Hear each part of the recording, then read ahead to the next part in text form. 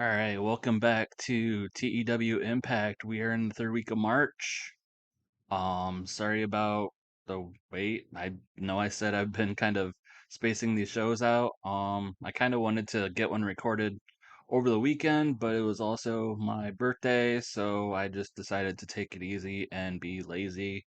So I did not record, even though the show has been pretty much booked for like a week or so. But let's just get into it with our news report.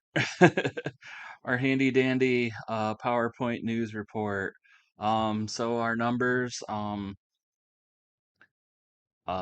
pretty much have been kind of the same before the impact. Has been a 0.01.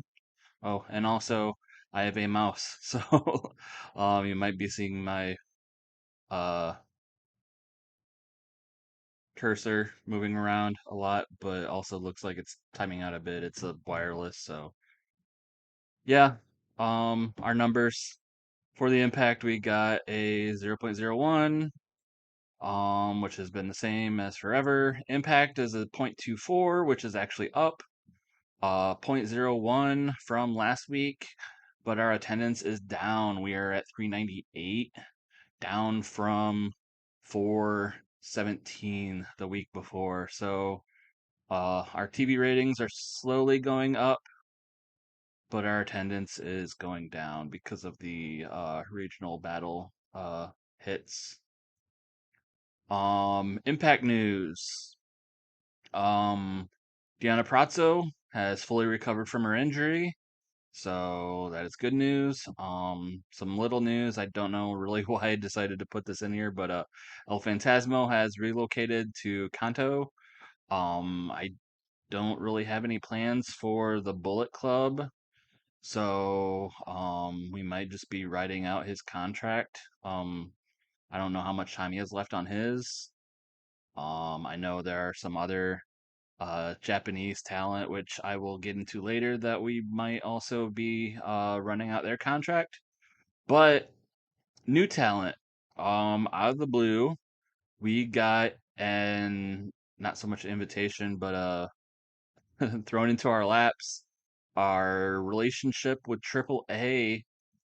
They have decided to send us a bunch of talent for excursion. Gotita de Plata, Astro Lux, and Commander, which I'm sure I am butchering some names there.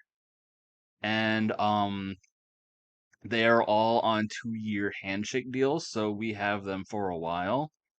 Personally, I am not familiar with any of these people. I've been trying to look them up online, and they all kind of look like young, skinny, masked men. Commander did actually go viral a little bit. A couple weeks ago, he had that GIF where he rope walked from one turnbuckle to another and then backwards back halfway and did a moonsault. So that's pretty cool. And I think I've seen some other videos of his, but like a lot of these people, I've been trying to find videos on Facebook or on YouTube of them, and not a whole lot. They're just kind of like AAA, multi-man opener talent. Um, and a lot of then what little video footage there is on YouTube is like at least 6 or 7 years old. So I don't know. Don't really have a current frame of reference for any of these. So we'll see what we can do with them. Um, WWE news. We had Jey Uso suffered a strained rotator cuff on SmackDown, only injured for a week, not expected to miss any time. But um, we have new NXT Women's Tag Team Champions, Zoe Stark and Valentina Feroz, who I don't really know who that is either. They formed a new team called Totally Awesome, and in their first match together, defeated Gigi Dolan and JC Jane to take the titles from them. Which, if you remember, probably an episode or two ago, Toxic Attraction did disband. So I think that is like the final nail in the coffin for them. Um, so yeah, they are the new women's tag team champions. And then contract extensions. Santos Escobar, Brutus Creed, Austin Theory, Sam Stoker, and Dante Chen have all extended their contracts. But bigger news as it pertains to us, we are on Scott D'Amore watch. Scott D'Amore was actually wrestled a take NXT Takeover Dark match, as you can see here. Josh Briggs defeated Scott D'Amore. If you remember, he is booking NXT. Apparently, he's now wrestling for them. I will mention that the episode of NXT after this, he did not wrestle. So, technically he's only wrestling a dark match, so I don't know if I kind of said like, oh, if he's going to be on-screen talent, then we should get rid of him. I have not yet. I don't know what I'm going to do.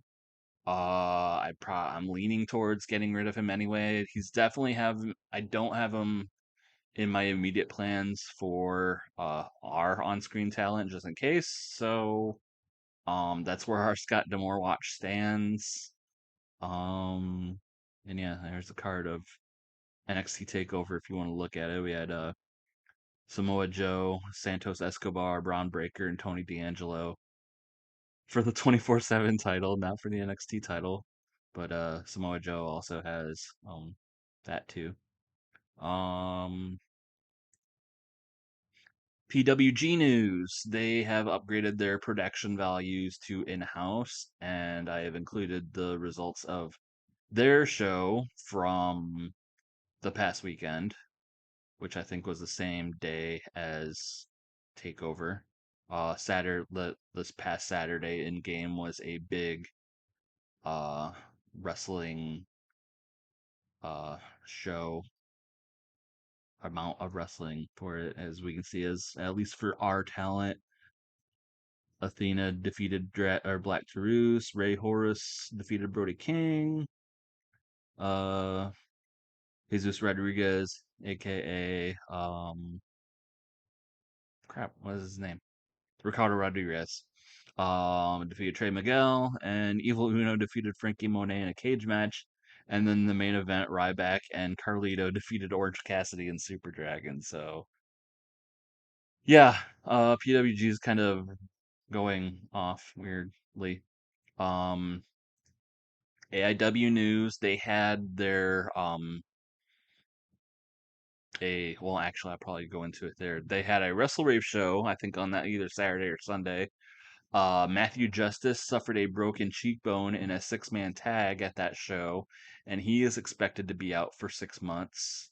As someone who follows AIW, Justice was on my radar, but like I said, don't really have uh, any way to bring him in, or any plans, so whatever.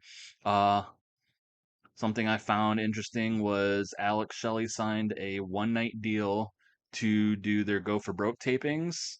They filmed, I think, 2 episodes after Wrestle Rave, and this hasn't been the first time they've done it. So apparently, Alex Shelley is dropping by. He's doing the reverse Matt Cardona, where he drops by for one night and leaves, whereas Matt Cardona has basically made AIW his home. And speaking of Matt Cardona, there seems to be a Matt Cardona Eddie Kingston program for the belts. Um, I think this was at the first Go for Broke taping because I think Cardona had a 3-way at uh Wrestle Rave, but Cardona defeated Kingston cleanly to retain the absolute title. But then the week after, Kingston won via count out. So, but that one was for the Intense title. So, uh, I don't. He seems to be defending these belts separately. So, that's cool. Cardona versus Kingston is a program that would probably be pretty cool. And then retirements and our first in-game death. Um, Announced retirements: Antonio Honda, Gabby Tuft, and Angel from the Baldies, not XPW. Official retirements that have gone into effect: Tully Blanchard, and then, like I said, our first in-game universe death is Johnny Rods. Rest in peace, 1941 to 2002. If you don't know, Johnny Rods is the trainer of Taz, uh, the Dudleys, Tommy Dreamer, Angel, oddly enough, a lot of XPW, not XPW, okay, ECW talent. Um, so yeah, I think that might be it. Oh, yeah. And then I'm putting the before the impact results in this news roundup because starting to have some relevant matches somewhat. So we made an announcement that we have accepted Astrolux, Gotita de Plata, and Commander um to Impact, which got a 0 because no one knows who they are apparently. I threw them in a three-way dance, or just a three-way. I had Gotita de Plata go over because he seems to be the one with the most um seniority, I guess. I think he's like a year or two over the rest of them and seemed to be the one with a little more overness, I guess. And then after that, we had Laredo Kid watching that match on a monitor because, fellow AAA guys, whatever. And Crazy Steve basically asks him to team up for later tonight. Steve wants to try to get through to Black Taurus, and he knows, Laredo Kid, they have that, again, that AAA relationship. And he said if, there's anyone around that could possibly get through to Black Taurus, it could be him. So they have a tag team match later tonight on Impact. And then Roxy and Rachel Ellering defeated Brandy Lauren and Madison Rain. And then after the match, which it doesn't say here, Quinn McKay interviewed the losers, Brandy and Madison, and they basically took offense and started to rough her up, push her around, beat her up, which resulted in Roxy and Ellering running out for the save on Quinn McKay. So Quinn wasn't mentioned in this, but that's what happened. So Roxy and Rachel, smiling baby faces, taking up a somewhat friendship with Quinn McKay against the Mean Girls of Madison Rain and Brandy Lauren. All right, and we are starting this episode off with Ace Austin versus Hernandez. Fallout from last week where Ace Austin attempted to bury the hatchet and wanted to patronize, well, probably possibly in more ways than one, patronize Swingers Palace in the casino. They were not having it, and they had Hernandez, the bouncer of the casino, throw him out. So this resulted in Ace Austin defeating Hernandez. It says a handful of tights, but basically instead of that, I have him using his magic extendable cane. Um, that has sort of been a weapon of his, at least in my mind. Um, Basically, he uses that to hit Hernandez in the back behind the ref's back and gets to roll him up for the win. Segment rating of 31. And then basically after the match, the rest of Swingers Palace, Swingers, Icky Dice, and I have Hernandez. I don't know. I guess Johnny Bravo was at ringside for the previous match, but basically they run out and Austin immediately dips out. He sees the numbers game is too much for him.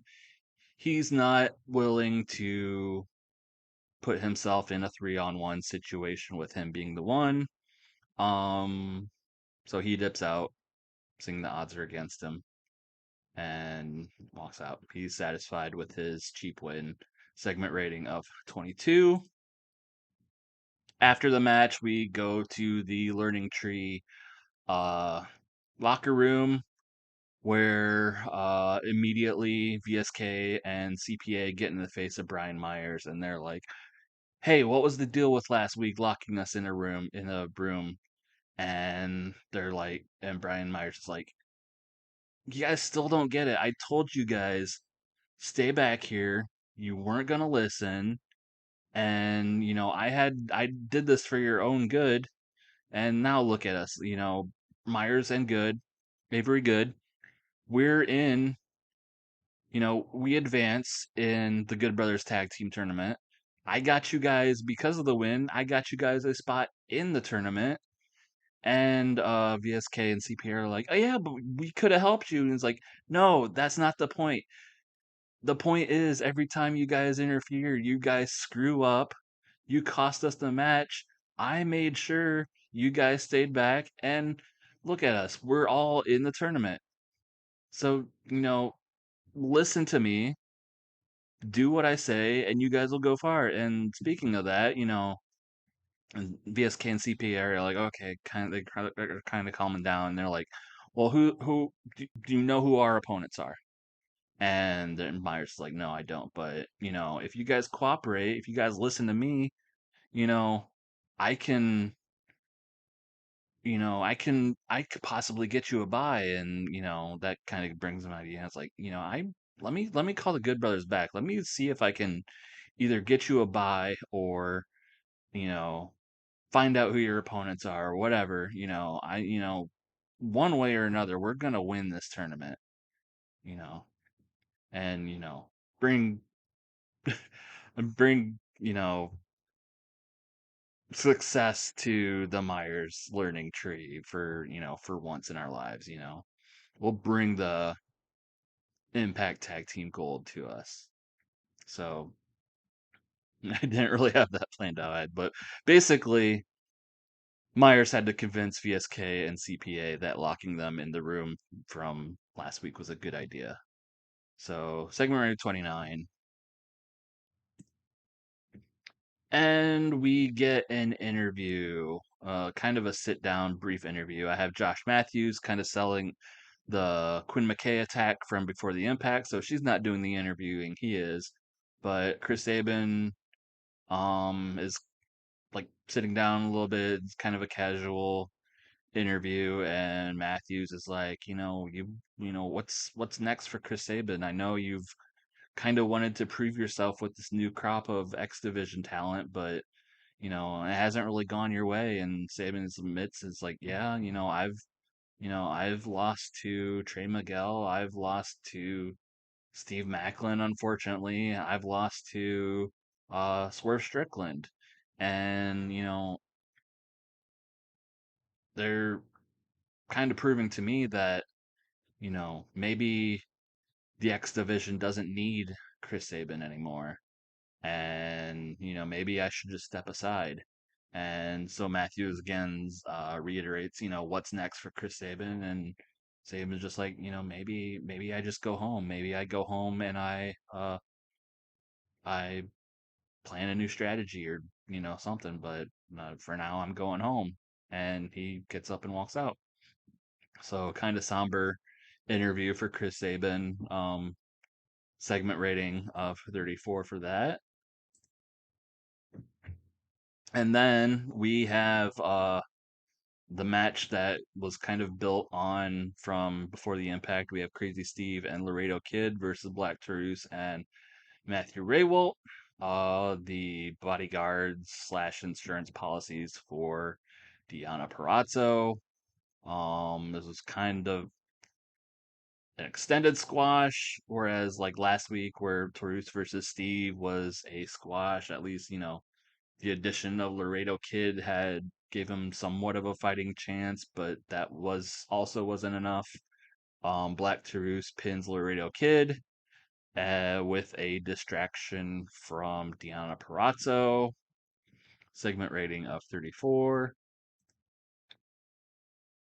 And then after the match, we kind of have Deonna Purrazzo standing tall with her men inside the ring, but after squashing Laredo Kid and Crazy Steve. But then after the match, Gail Kim comes out along with Rosemary and Taya Valkyrie, and she reiterates that uh, due to the winning the battle royale from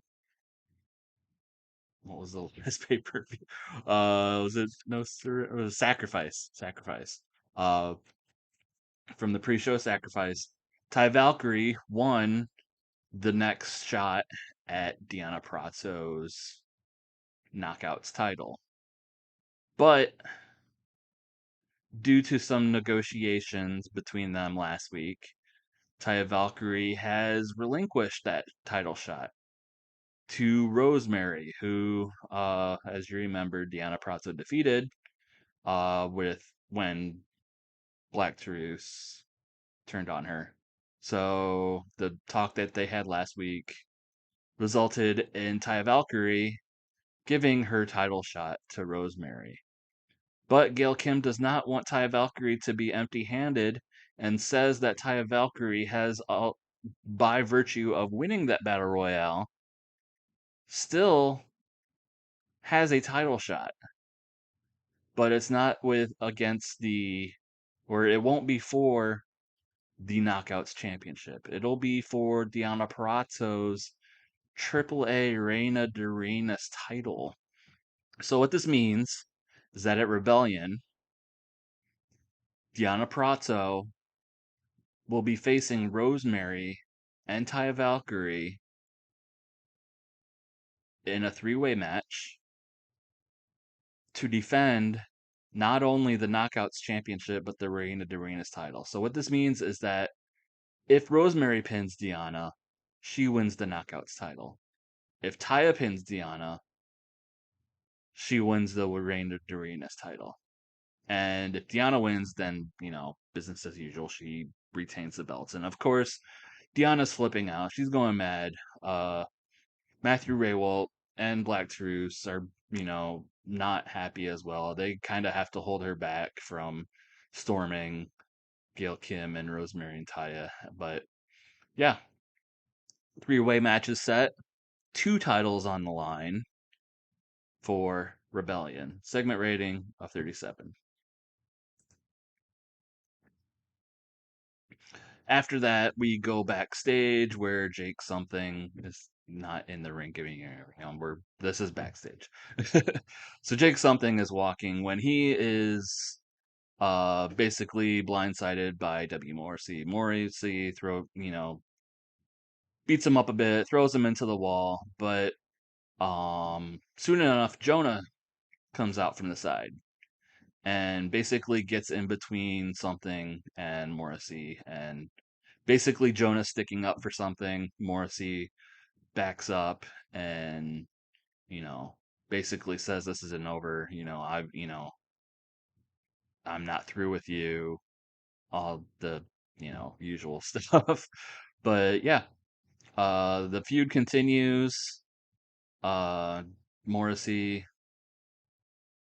throwing his weight around and Jonah not having any of it. So something has a friend in Jonah, a former opponent turned ally, I guess now. Segment rating of 37.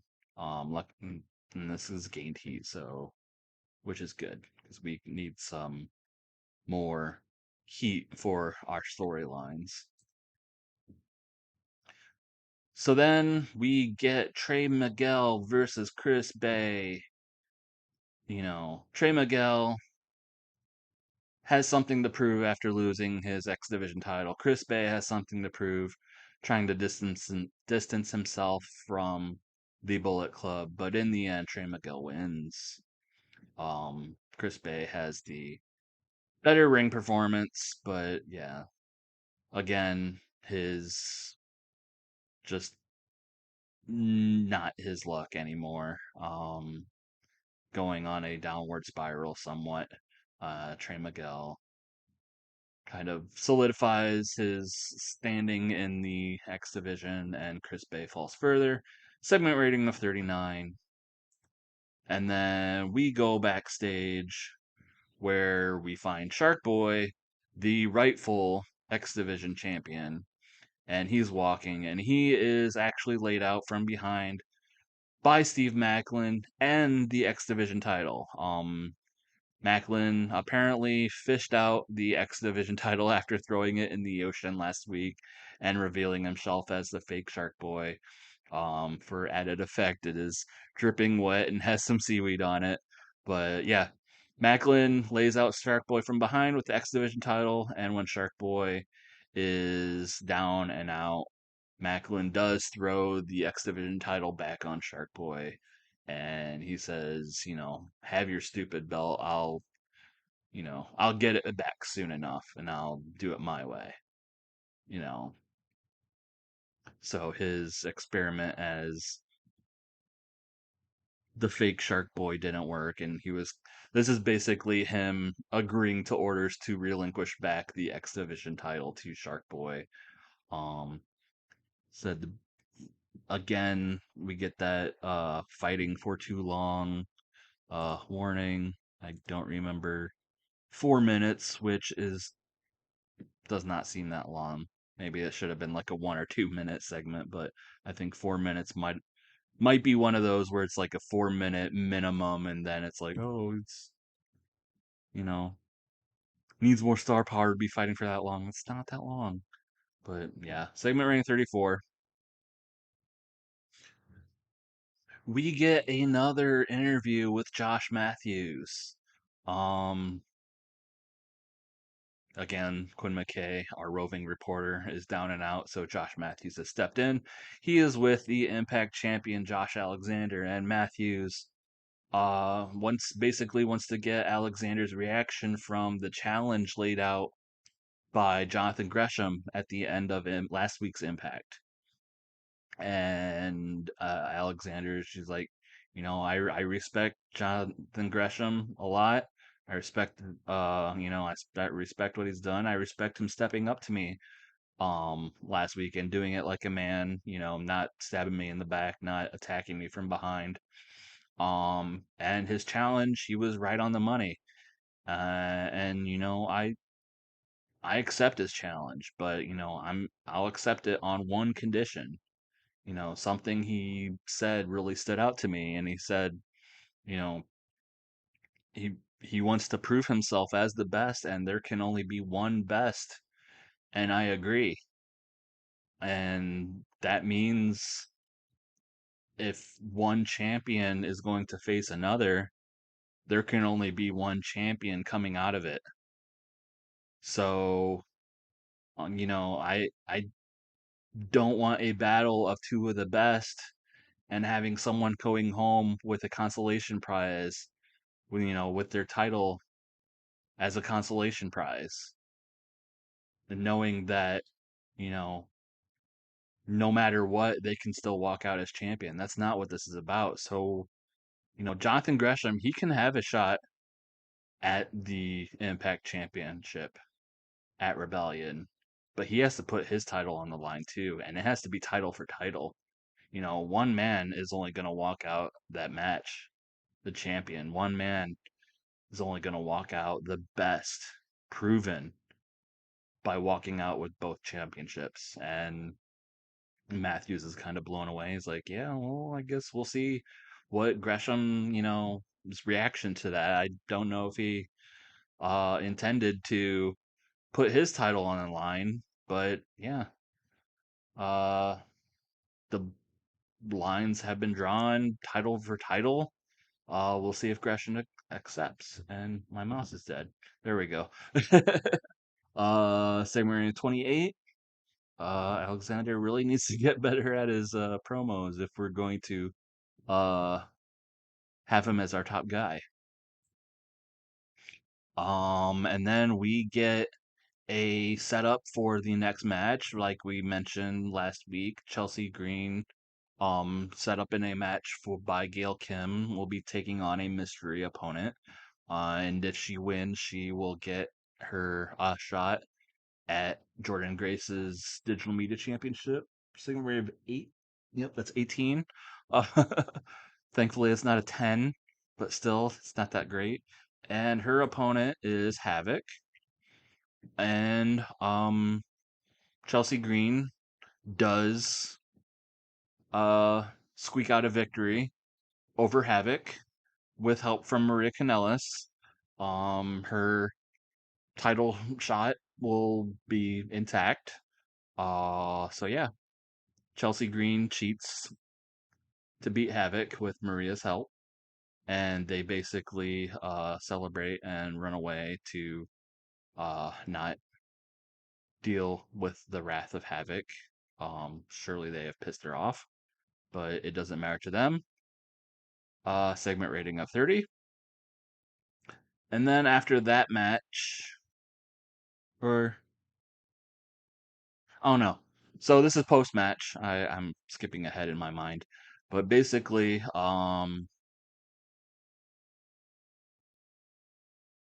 yeah, we have this as a 2-on-1, and Chelsea and Maria do not run away like I previously said. Basically, 2-on-1 attack on Havoc that does not last long as Jordan Grace evens the odds. She runs out, they run away. Um, and yeah, uh, sets up Chelsea versus Jordan, Jordan Grace for the digital media title. Segment rating of 33. Again, fighting for long, 4 minutes. Yeah, and I think this was definitely one where it was like 4 to 15 minutes, and it was like I'm not doing that for 15 minutes. It's 4 minutes, and that's still too long. Whatever. That's the game's fault. I don't care. Yeah. Now the segment that was brilliant torn in my mind. So yeah, after that we see Gail Kim backstage. She's watching the monitor. She sees, you know, Chelsea and Maria have gotten their way once again, and she doesn't like it. When suddenly, the Aussie Invasion, Tennille Dashwood, and the Knockout Tag Team Champions, the Inspiration, make their way, and they kind of mock Gail Kim, and they're like, "Oh, well, look at Gail not getting her way once again, blah blah blah." And Gail's just like, "Oh, look who decided to show up for work, this week. Where were any of you last week?" And they're an Aussie Invasion. They're just like, you know, why should we be here every week? I know we're big stars, but we don't need to be here every week. It's your job to supply us with competition. And Gail's like, you're absolutely right. It is my job to, supply you with competition. And, Tennille, I know you're angling towards, becoming the future knockout champion. You know, I I'll give you a match next week. And, the inspiration, Cassie and Jesse, I know, when's the last time you've defended those titles? And they're kind of befuddled and they're just like, well, whatever and blah blah blah. And they mentioned like I was like, oh, like the Good Brothers, they say they don't have competition. I thought we were on the same level. We don't need to be defending our belts all the time. I thought we could sit at home just like they sit at home. They're sitting at home right now. And Gail's like, no, next week you two are defending the titles um in a match next week. You all have matches next week. Make sure you show up. And they're all and Tennille and Aussie Invasion are just like, whatever, and they storm off. And Gail Kim's also just flustered, having to deal with not only the Aussie Invasion and their egos, but Chelsea and Maria, and you know, basically being the authority figure in the absence of Scott Demore has started to take its toll. Segment rating of 43. we go elsewhere backstage where we see Jonathan Gresham. He's sitting and he's staring at his world Ring of Honor world title. Obviously, after hearing what Josh Alexander had to say, and if Jonathan wants a Impact title shot, he's going to have to put his title on the line as well. And he's, obviously deep in thought, and he suddenly grabs the belt and he gets up and he storms off, and you know, it seems like Jonathan is kind of, decided on what he's going to do, and he walks right into Michael Bennett, and he's like, no, no, no, you don't.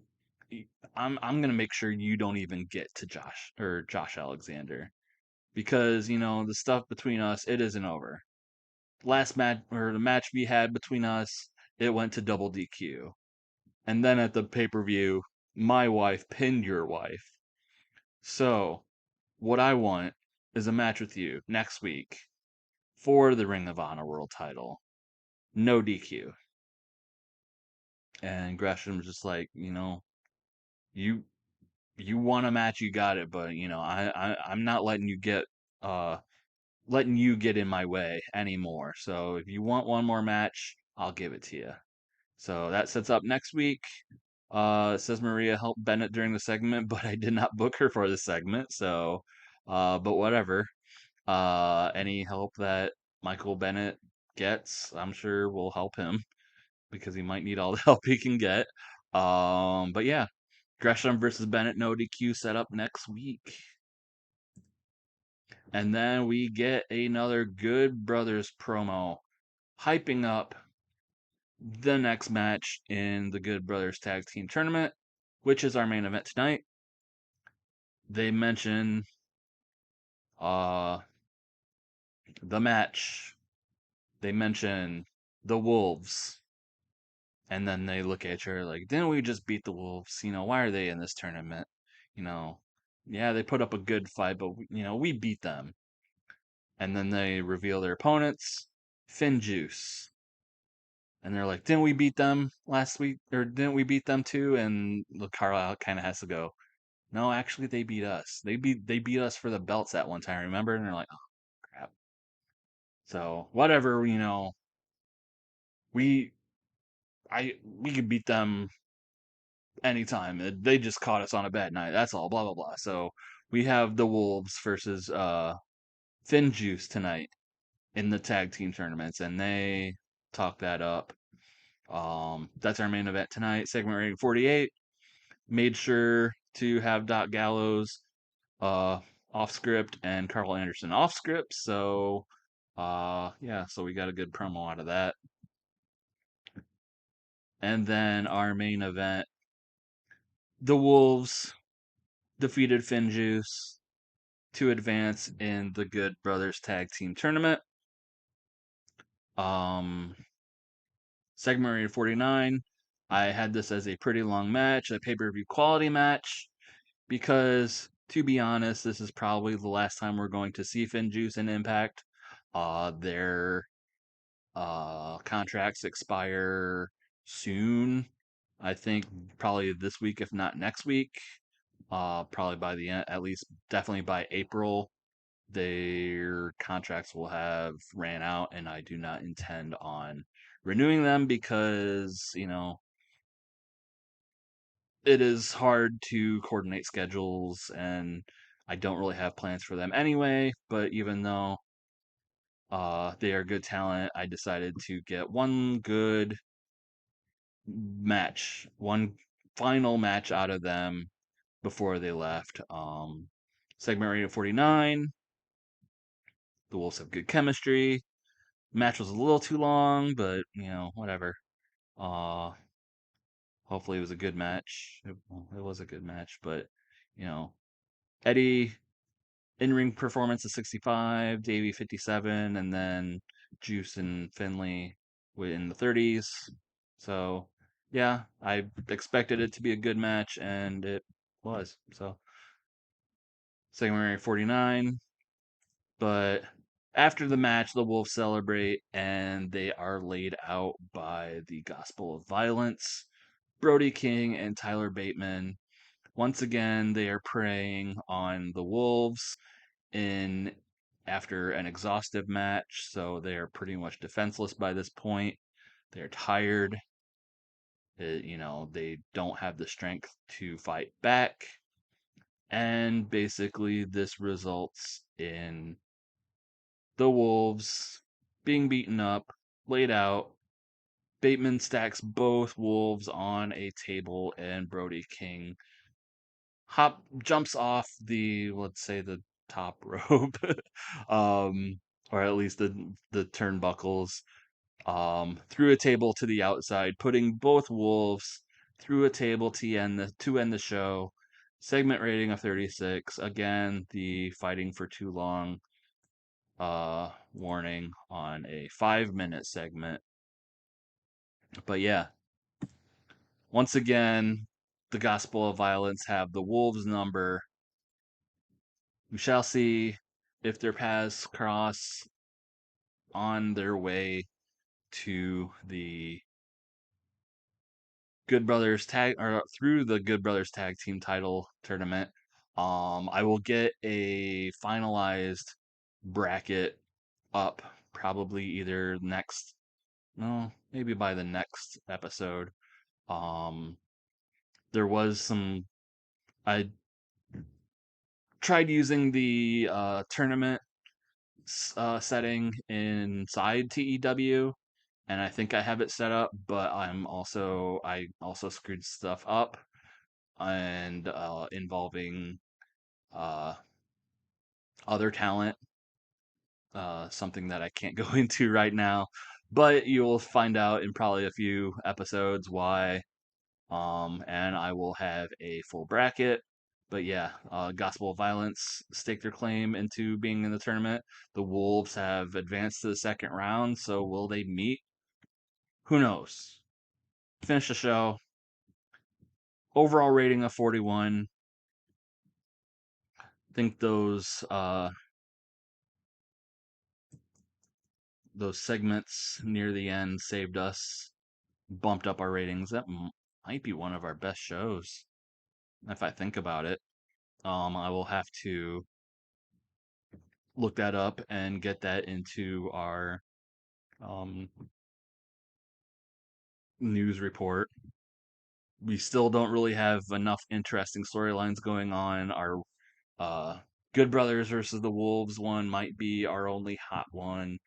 But yeah, we had a 49 for our main event and a 48 for the Good Brothers promo, and then a 43 for the Inspiration and Dashwood and Gail Kim. But everything else is kind of business as usual.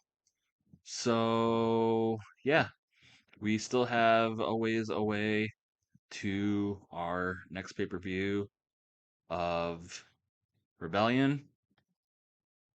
So, like I said,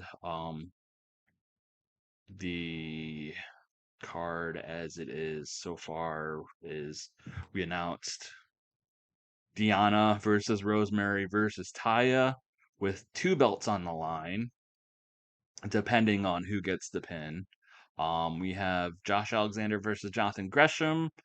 Possibly fight title for title, not confirmed yet. We have next week we have matches with the Inspiration and Tennille Dashwood. We have Gresham defending the title against Mike Bennett next week in an ODQ match. So, we are setting things up. We have probably, I think, like 3 or 4 more weeks till the pay-per-view. So, stay tuned. That's all I got for today. Thanks for watching.